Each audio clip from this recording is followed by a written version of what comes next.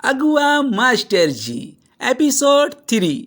दर्शकों, अब तक आप लोग सुने कि दुल्हे की कार मास्टर जी के द्वार पर खड़ी हुई और उसमें दुल्हा दुल्हन बने मास्टर जी और शिखा बैठे हुए हैं, जबकि शिखा के मामा कार से उतरकर मास्टर जी के घर के दरवाजे पर जा उनकी माँ से कुछ बातें कर रहे हैं और गांव के लोग अचंभित हो कार को छेकते हुए एकत्रित हो ही रहे थे कि तब तक मास्टर जी की माँ हाथों में एक सूप और थाली में आरती का कुछ सामान लेकर शिखा के मामा के साथ वहां आ गई। कार का दरवाजा खुला, आगे आगे मास्टर जी और उनके पीछे शिखा आहिस्ता से कार से उतरे और झुककर माँ के पांव छू आशीर्वाद लिए।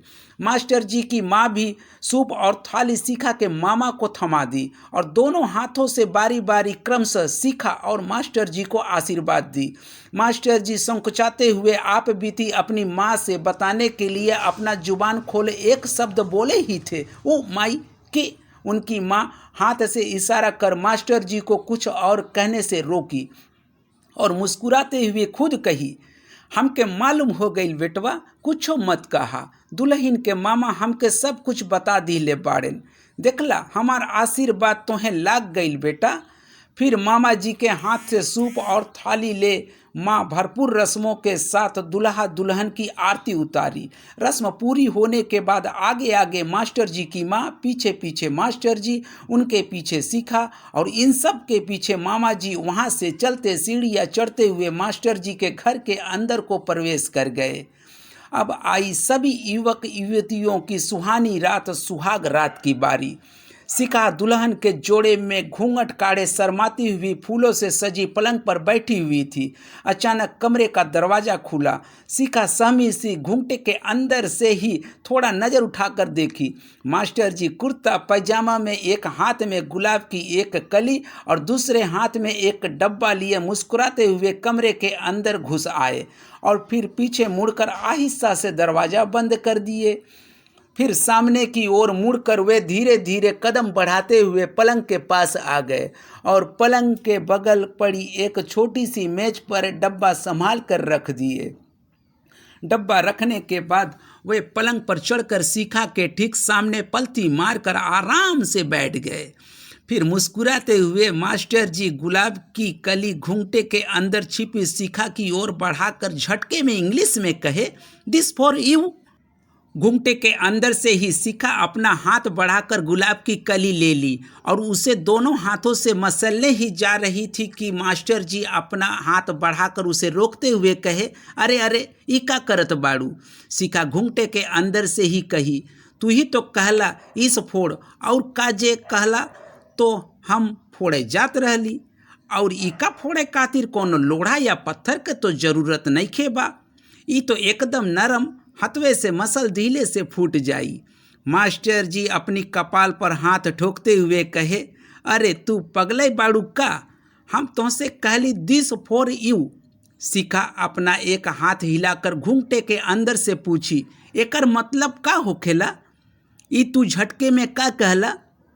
मास्टर जी ताज्जुब भाव में मुंह से का उच्चारण करते हुए कहे, हम अंग्रेजी में कहली दिस फॉर यू, एकर मतलब यह तुम्हारे लिए।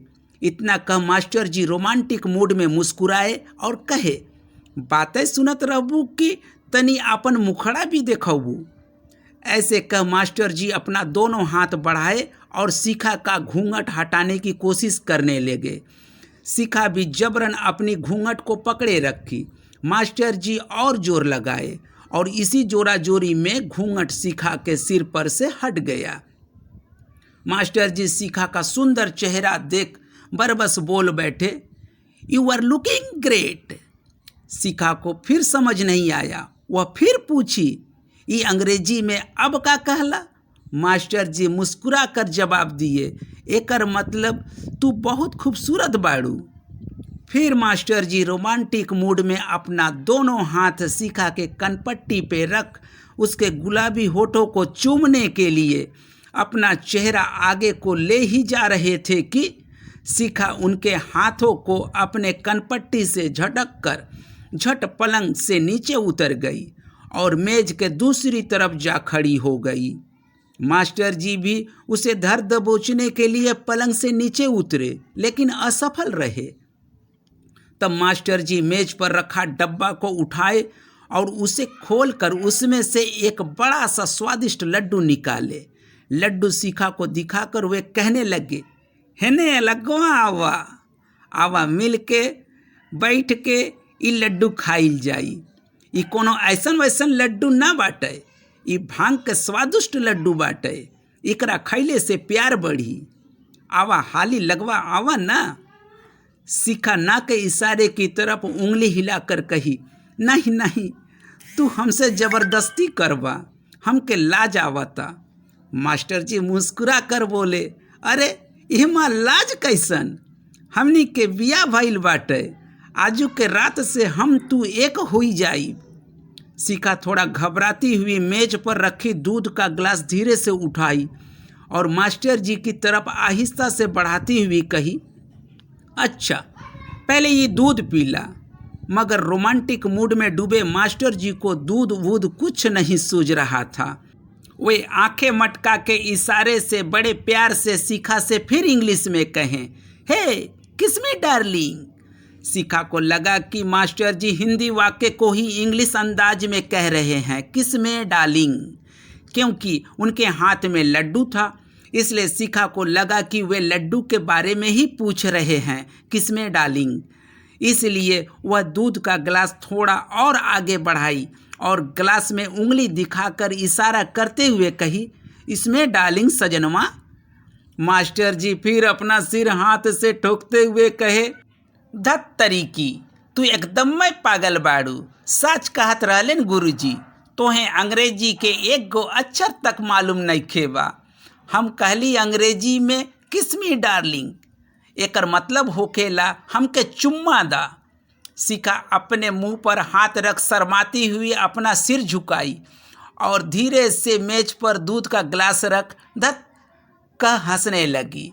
मास्टर जी उसे देख पहले तो मुस्कुराए, फिर उसे मनाने के लिए रोमांटिक मूड में उसके करीब जाते हुए एक रोमांटिक गीत गाना शुरू किए और अंत तक उसे मना ही लिए तथा गीत खत्म होते होते उसके दोनों तरफ के गाल को अपने दोनों हाथों से पकड़कर जबरदस्त चुम्मा लिए।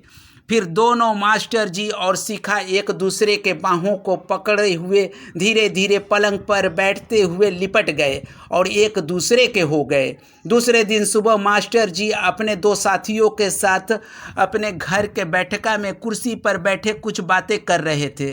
सामने मेज पर जलपान की कुछ सामग्री रखी हुई थी। बातचीत खत्म हो चुकी थी। उनके दोनों दोस्त कुर्सी छोड़कर उठते हुए मास्टर जी को हाथ जोड़े। उनमें से एक राकेश हाथ जोड़े ही मास्टर जी से कहा, अच्छा हमनी के चलत बानी, बर्थडे पार्टी में आवे के भूलैया मत मास्टर जी। ठीक 5 बजे तक हमरे घरे पहुँच जइया और हाँ नईकी भौजाई के जरूर ले अइहा। मास्टर जी भी कुर्सी पर से उठ खड़े होते हुए उनको हाथ जोड़े। इतना कह उनके दोनों दोस्त वहाँ से चले गए। बर्थडे पार्टी में शामिल होने के लिए मास्टर जी अपनी पत्नी शिखा को लेकर राकेश के घर को पहुँचे। टिप टॉप बन ठन कर मास्टर जी आगे आगे और देहाती फैशन में चोटी गूथे मोटी सी लाल बिंदी लगाए। शिखा सर पर आधा घूंघट लिए उनके पीछे पीछे बर्थडे मनाए जाने वाली हॉल के दरवाज़ा के तरफ बढ़ते चले जा रहे थे। दरवाजे पर राकेश बर्थडे में शामिल होने के लिए आने वाली सभी मेहमानों का स्वागत कर रहा था। जैसे ही उसकी नज़र हॉल की तरफ आते मास्टर जी और उनकी बीवी पर पड़ी। अगला भाग सुनने के लिए एपिसोड 4 देखिए जरूर। जय श्री राम, वंदे मातरम। लाइक और सब्सक्राइब करते रहे माँ कसम।